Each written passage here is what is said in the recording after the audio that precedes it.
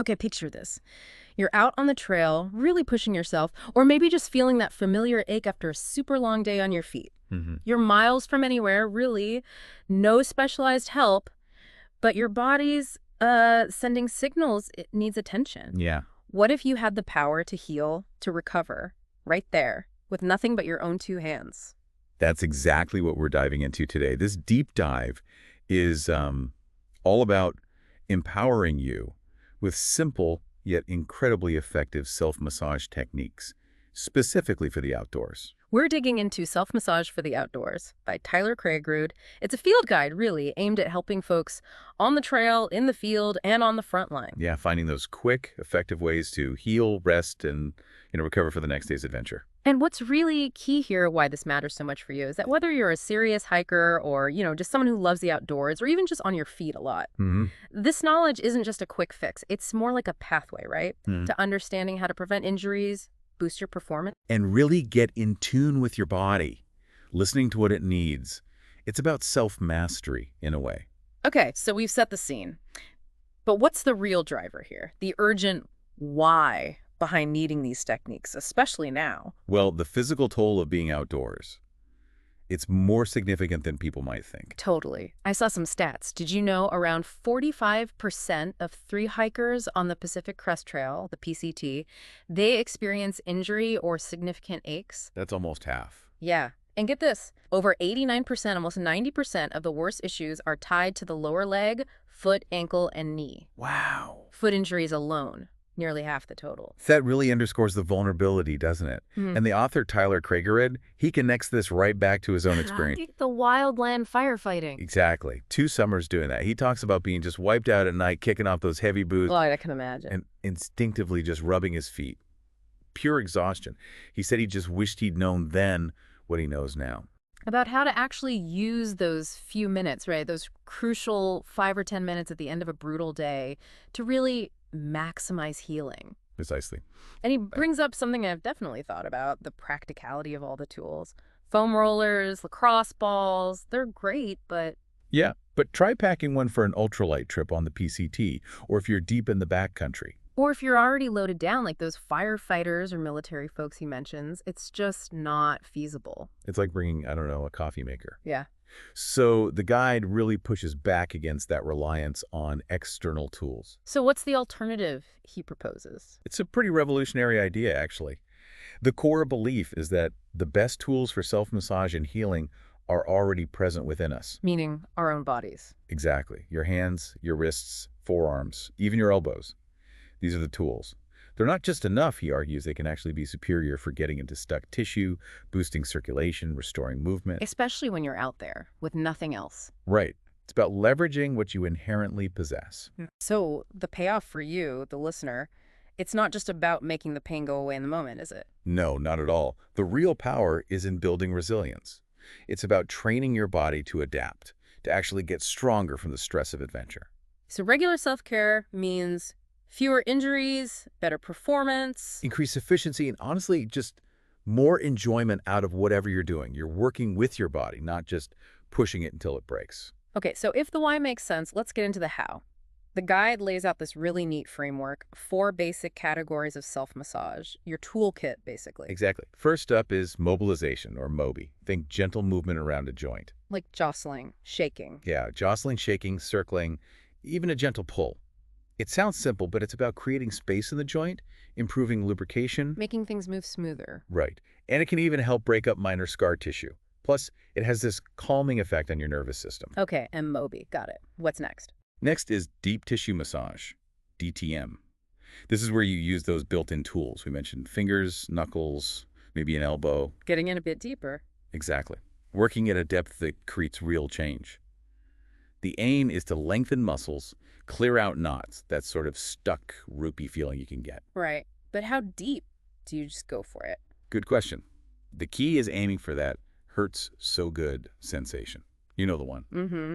Productive discomfort, not sharp pain. Precisely. Not intense pain. Always start lighter, see how it feels, and then gradually go deeper. You don't want to cause bruising or make things worse. Okay, start light, progress deeper. Makes sense. Third is acupressure, ACU. This is fascinating. It's rooted in Chinese medicine, developed over like 5,000 years ago. Wow. Ancient wisdom. Totally. It involves applying sustained pressure to specific points on the body. The idea is that these points connect to energetic pathways or meridians. Invisible highways of energy, kind of? That's a good way to put it. And pressing these points can have healing effects, sometimes quite far from the point itself. Use manual pressure, just your thumb or finger usually. What does it feel like? People report different things, maybe warmth or a cooling sensation, a feeling of energy moving, or just overall relaxation. The guide even gives a handy measurement system called kun. Kun. C-U-N. Yeah, it's proportional to your body. So 1 kun is simply the width of your own thumb at the knuckle. Makes it easy to find the points. Clever. Okay, Moby, DTM, ACU. What's the final piece? And rounding it all out is stretching, STR. Pretty familiar, but absolutely essential. Right, for flexibility? Yeah, but also for promoting balance in the body, adding length back into tissues you just worked on with DTM, and just generally helping your body and mind relax for better recovery. So holding stretches, like static stretches. That's part of it, yeah. Yeah. Static stretches, but also dynamic stretching, which involves movement. That helps create heat and prepare your body before activity. Good distinction. Static for after, dynamic for before, generally. Generally, yes. And a quick note here, you can overstretch, especially muscles that are already tired and overworked. So, like with DTM, listen to your body, don't force it. Always listen. Good advice. Okay, so those are the 4 pillars: mobilization, deep tissue, acupressure, and stretching. Your foundational toolkit, always with you. All right, let's put this into practice. Where do we start applying these? The guide suggests starting from the ground up, right? Exactly. Let's talk feet and ankle. Makes sense they take such a beating, especially after a long day. Seriously. The guide says they endure hundreds of pounds of repetitive force. That's intense. It really is. Yeah. And there's that quote, one can accurately assess the overall health of a person by how well they take care of their feet. Powerful stuff. Definitely the unsung heroes. So, what's a common issue, and how can Mobi help? Well, just general stiffness and compression in the toes is super common. A great mobilization technique is the toe spreading and flexion stretch. How does that work? You literally just interlace your fingers between your toes, like holding hands with your foot. Okay, got the visual. And then you gently make circles, flex, and extend. It feels amazing, just releasing that pressure. You might even get some satisfying little pops or cracks. Oh yeah, I know those pops. Feels like things are finally getting unstuck. Exactly. That's Mobi creating space. Now, for getting deeper, maybe into the arch, what about DTM? For that, a really effective deep tissue technique is plantar fascia stripping. Sounds intense. It can be, but remember, hurt so good. You basically use your knuckles, maybe the ones on your fist, and you slowly press and strip or glide along your arch from heel towards your toes. Working along the length of that fascia. Exactly. And a good tip is to gently move your toes up and down while you're doing it. That can help get into the tissue even better. Nice. Okay, and acupressure for the feet. You mentioned points earlier. Yeah, 2 really useful ones. First is kidney 1. It's right on the sole of your foot near the base, kind of in that depression when you curl your toes. Okay. It's known as a really grounding point, and it can help with not just foot and toe pain, but even things like lower back pain. Wow, all the way up there. See? Connected. The other key one is liver 3. It's on the top of your foot in the webbing between your big toe and your second toe. Okay, between the first 2 toes. Right. That one's used for all sorts of things. Cold feet, lower leg weakness, even lateral knee pain, and again, lower back pain. Amazing how these points work, isn't it? It really is. That interconnectedness is becoming clear. Okay, so from the feet, we naturally move up to the lower leg, right? Makes sense. The calves, the shins, they work incredibly hard, and the guide points out how stiff footwear can really mess with them. Yeah, the firefighter anecdote. Exactly. That story about wildland firefighters getting Achilles tendon ruptures, he links it to compensation patterns from wearing those stiff, high-heeled logger boots day in, day out. Ouch. Shows how just a few minutes of care here could potentially prevent something really serious. Definitely. So for mobilization in the lower leg, what's a good technique? One that targets a commonly stuck spot is fibular head mobilization.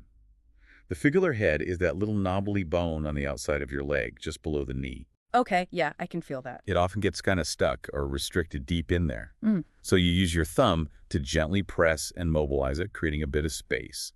Subtle, but effective. Interesting. And for deep tissue, maybe for the shin splint area. Yeah, for the shin press and knead is great. Yeah. Make a fist and use the flat part of your finger joints to basically press and knead up and down along the shin bone, digging into those tight, often tender muscles alongside it. Getting into that tibialis anterior. Okay, acupressure points here. Oh yeah, some really powerful ones. Stomach 36 is maybe one of the most famous points in acupressure, often called leg 3 lie or leg 3 mile. Leg 3 mile, why? The story goes that ancient Chinese soldiers would stimulate this point to give them the energy to march an extra 3 miles. Wow, where is it? It's about 4 finger widths, so use your own fingers below your kneecap, and about 1 thumb width to the outside of your shin bone. Okay, 4 fingers down, 1 thumb out. You got it. It's fantastic for knee pain, but also believed to strengthen the immune system, aid digestion. Really an all-around powerhouse point for endurance. Definitely want to remember. Any others for the lower leg? Another great one is bladder 57, or mountain support. This one's right in the belly of your calf muscle where it starts to bulge. In the thick part of the calf. Exactly.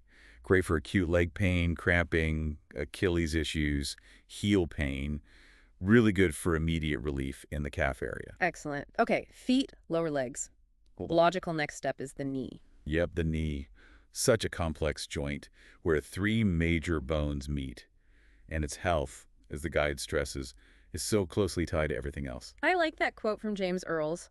Joints are dry riverbeds guiding the flow of water. Really paints a picture of how forces move through the body. It does. So for mobilization, something really simple but helpful is the patellar glide. The kneecap. Exactly. Gently gliding the kneecap side to side, up and down, with your leg relaxed. It helps decrease tension around it because tight quad muscles can often pull it slightly out of alignment. Makes sense. And for DTM, maybe something for when the knee just feels stiff and achy, especially if it's cold out. For that, global knee friction is perfect. You just use both palms, flat on either side of your knee, Okay. and you vigorously rub back and forth. Creates warmth really quickly, increases blood flow, feels great on stiff or sore joints. Super simple, super effective. Nice quick warm-up for the joint. What about acupressure and stretching for the knee?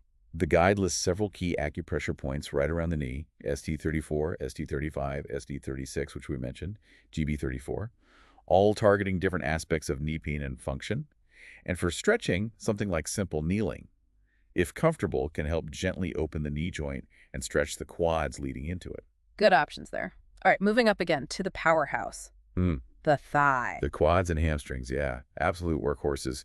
Dr. Kelly Starrett is quoted pointing out how much tension accumulates here. Not just in athletes, right? No, he mentions CrossFitters, Olympic weightlifters, tactical athletes, but also desk-bound workaholics, so pretty much everyone. Yeah, that constant sitting or repetitive motion. And overuse here often leads to knee problems like patellar tendonitis or that dreaded IT band tightness. Oh, the IT band. We need to talk about that. But first, a really simple mobilization for the whole thigh. How about the leg shake? Just lying down, relaxing your leg completely, and having someone gently shake it, or even doing it yourself to some extent. Yeah, that vibrational energy can travel right through the thigh and lower leg. It's surprisingly effective for calming the nervous system and just letting go of tension. You can feel where things are tight. Okay, and for DTM, getting into those big muscles. One technique mentioned is Topotman quads. Topotman is basically rhythmic tapping or percussion. Like drumming on your legs? Pretty much. Using your fists kind of loosely to pummel or drum on your quads. That quick vibration can penetrate quite deep. You can use it to wake muscles up or help them relax, depending on the speed and intensity. Interesting. Now, the IT band, that's stripped down the outside of the thigh. It's notoriously stubborn, isn't it? Understatement. It's often implicated in lateral knee pain, the pain on the outside of the knee. A key DTM technique is specifically designed to free the ITB from the quad. How does that work? Are you massaging the IT band itself? Not directly, usually. The IT band itself is super tough connective tissue. The goal is more about releasing the quad muscle, the vastus lateralis, underneath and alongside the IT band where it often gets stuck or adhered. Working the tissues around it. Exactly. Using fingers or knuckles to work slowly and deeply along that seam between the IT band and the quad muscle. It can be sensitive, so again, listen to your body, but it's crucial for relieving that lateral tension. Definitely a key area for many people. Okay, we've worked our way up. Let's talk hips. The body's center of gravity, as the guide calls it. So important. They initiate movement, support the spine. And interestingly, the guide notes that a lot of lower back pain and even knee pain often originates from dysfunction in the hips. Absolutely. Yeah. It's often the hidden culprit.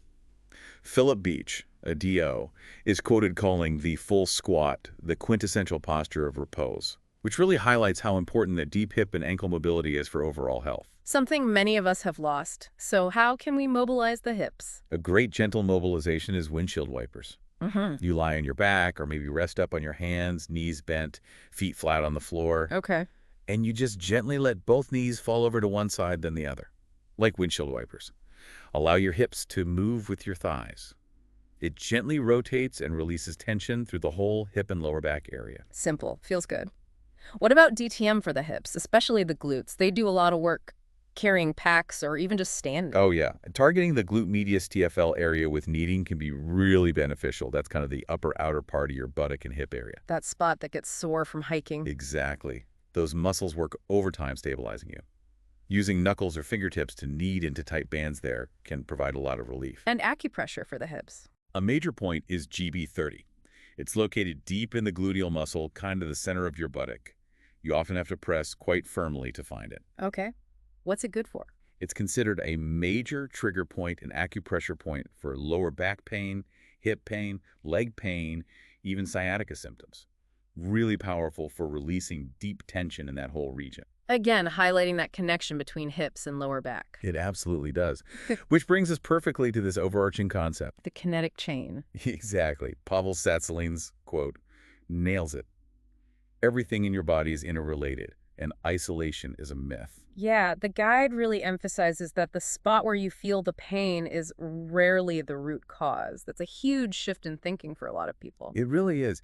It explains why just treating the sore knee, for example, might only give temporary relief. So this whole deep dive, moving through the body section by section, it really illustrates that kinetic chain idea. Like your body's a set of interconnected gears, right? Perfect analogy. A snag in one gear, even a small one, can throw off the whole system. Like the example in the guide, a simple blister on your foot.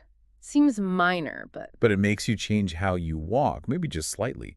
That subtle compensation ripples upwards. Your ankle moves differently, then your knee takes more strain, then your hip compensates. And suddenly you've got knee pain or hip pain seemingly out of nowhere, but it all started with the blister. Exactly.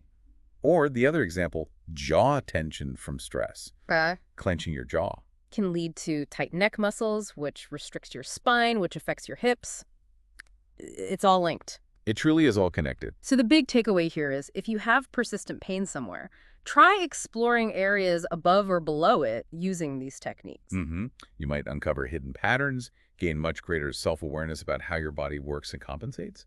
And that knowledge, as the author puts it, can feel like a blessing. It empowers you, doesn't it, to actually adjust how you move, how you care for yourself. Absolutely. It leads to much longer-lasting relief because you're addressing the potential root cause, not just the symptom. So wrapping this up, what's the core message for you listening right now?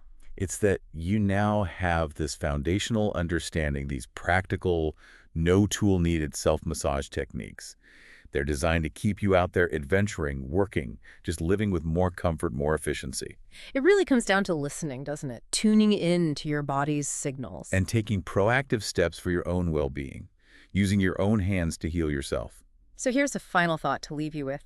The next time you feel that twinge, that persistent ache, don't just focus on the spot that hurts. Think about the true cause. What hidden patterns might you uncover in your own kinetic chain by applying some of these principles and really truly tuning in?